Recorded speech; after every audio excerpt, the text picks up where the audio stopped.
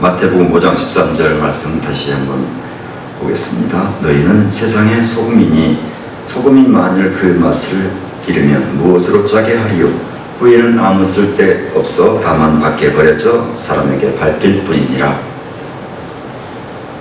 교회 하면 세상의 소금 이렇게 나와야 할 텐데 인터넷에서 교회라고 치면 교회 코로나 이렇게 나옵니다. 어제부터 사회적 거리두기 2단계로 되어서 오늘 이렇게 온라인 예배를 하게 되었습니다. 때마침 예배력으로 주어진 말씀이 너희는 세상의 소금이라는 말씀입니다. 소금이 어떻길래? 소금의 그 8대 작용이 있습니다. 소금이 해독작용, 살균작용, 해열작용, 지혈작용, 그리고 세포 생산작용, 혈액 삼투압 조절작용, 체액 평형 조절작용, 단백질 배출 방지작용. 이 8대 작용이 사람의 몸과 관련된 것이라면 세상과 관련해서 보면 소금의 3대 소명이 있습니다. 첫 번째가 세상이 썩지 않게 하는 방부제 소명, 두 번째는 맛을 내는 조미료 소명, 세 번째는 나쁜 것을 내쫓을 때 뿌리는 장화수 소명이라고 하겠습니다. 먼저 우리는 세상의 소금으로서 교회는 세상이 썩지 않게 하는데 그 소명을 다해야 한다는 말씀입니다. 마태복음 5장 13절 말씀과 나란히 읽는 말씀이 빌립보서 2장의 말씀입니다. 그러므로 나의 사랑하는 자들아, 너희가 나 있을 때뿐 아니라 더욱 지금 나 없을 때에도 항상 복종하여 두렵고 떨림으로 너희 구원을 이루라.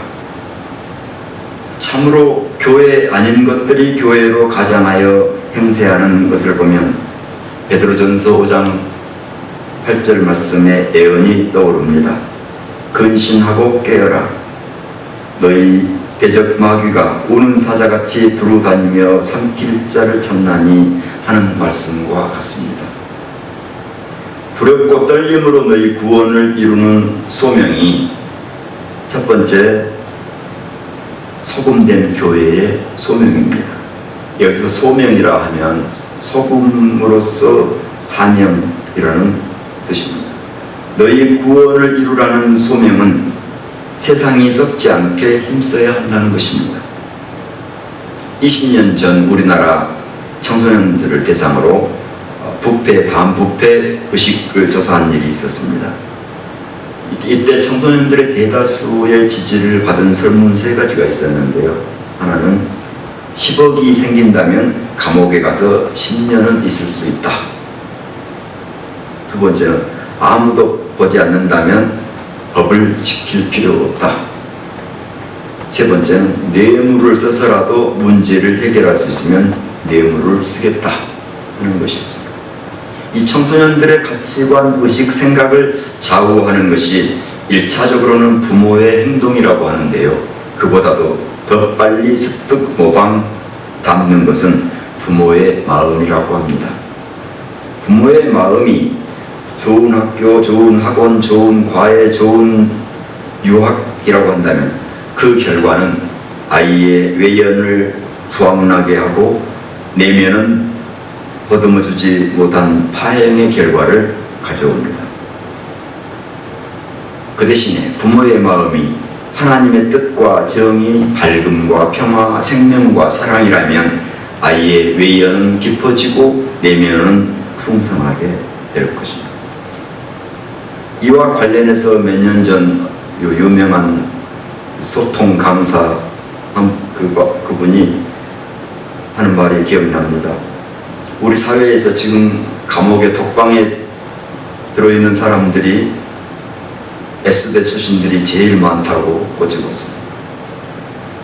두렵고 떨림으로 너희 구원을 이루라는 말씀은 교회가 세상의 소금으로서 방부제 역할을 하라는 것입니다. 세상의 구원을 생각하기 전에 우리 소금으로서의 사명을 가진 우리 소명자로서 마음이 올바른 마음을 가져야 하고 하나님 나라 뜻을 품은 마음이어야 하고 사람들의 내면을 보듬어 줄 수 있는 마음을 가지라는 것입니다. 세상이 부패하지 않게 해야 함이 마땅하거늘 우선 내가 부패하지 않았으면 하는 현실이 되어버렸습니다. 지금 교회가 하나님의 말씀에서 한참 멀리 왔구나 하는 생각이 듭니다. 그럼에도 불구하고 주님은 말씀하십니다. 너희는 세상의 소금이라고. 방부제 소명을 다함으로써 교회의 됨을 회복하는 역사를 바라고 또 바라봅니다. 두 번째는 세상의 소금으로서 교회는 맛을 내는데 그 소명을 다해야 합니다. 조미료 소명이죠. 빌립보서 2장 14절 말씀입니다. 모든 일을 원망과 시비가 없이 하라. 소금으로서 교회의 첫 번째 소명이 방부제라면 이번에는 조미료가 되어야 한다는 말씀입니다. 맛을 내려면 좋은 맛을 내는 만남이 있어야 하고 좋은 관계로 만나는 만남이 되어야 하죠. 교회는 하나님 나라 시민이면서 지구촌의 이웃이면서 대한민국의 국민입니다. 시민으로서, 이웃으로서, 국민으로서 잘 살려면 모든 일을 원망과 시비가 없이 하라는 것입니다. 조선시대의 그 선조왕이 하루는 자신의 치적을 신하들에게 알아보고 싶어서 어떤가 하고 물었습니다. 한 신하가 말합니다. 선조대왕은 저 중국의 요순 시절 요순 임금과 같은 어진 임금님이십니다. 그랬더니 또 한 신하가 이렇게 말합니다. 요순 임금처럼 덕스러운 점도 있기는 합니다만 강팍한 심령을 가졌던 하나라 걸왕과 은나라 주왕과 같은 걸주와도 같습니다. 그랬더니 선조왕의 얼굴이 울그락불그락 할 때 그 옆에 유성룡 대감이 고합니다. 요순 임금과 같다고 한 신하의 말은 그런 분이 되기를 바란다는 말씀이고 걸주와 같다고 한 신하의 말은 그런 분이 되지 않기를 경계하는 말이기에 두 신하의 말은 다 임금님에게 유익한 말이라고 사료되옵니다. 평소에 말이 없는 어떤 목사님이 있었습니다. 저 말고요. 어떤 성도가 말하기를 우리 목사님 가타부타 말이 없으셔 속 터지게. 또 어떤 성도는 말합니다. 우리 목사님은 진중해서 좋아. 잠언 15장 23절 말씀입니다. 사람은 그 입의 대답으로 말미암아 기쁨을 얻나니 때에 맞는 말이 얼마나 아름다운고. 침묵은 금이라는 말이 있는데 때에 맞는 말은 금보다 더 귀합니다. 원망과 시비가 없이 하라는 말씀은 때에 맞는 말을 하고 사는 것을 말합니다.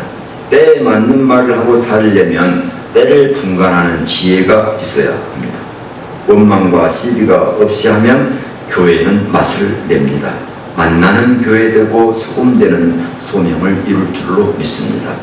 너희는 세상의 소금이니 너희는 세상의 교회이니 교회가 교회의 맛을 잃으면 무엇으로 교회되게 하리요? 주님의 말씀으로 교회됨을 회복하는 역사를 희망합니다.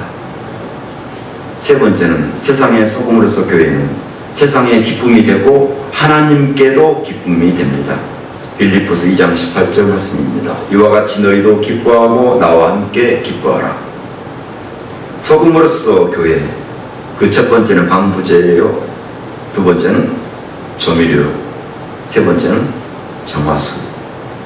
정화수가 되려면 세상에 기쁨이 되어야 하고 하나님께도 기쁨이 되어야 합니다. 아무 쓸데없어 밖에 버려져 밟히는 것으로 기쁨이 되어서는 안 되고요. 너희 착한 행실을 보고 하늘에 계신 너희 아버지께 영광을 돌리는 기쁨이어야 합니다. 하나님께서 우리를 부르시고 택하신 것은 하나님께서 기뻐하시려고 또 우리에게 기쁨 주시려고 택하시고 부르신 것입니다.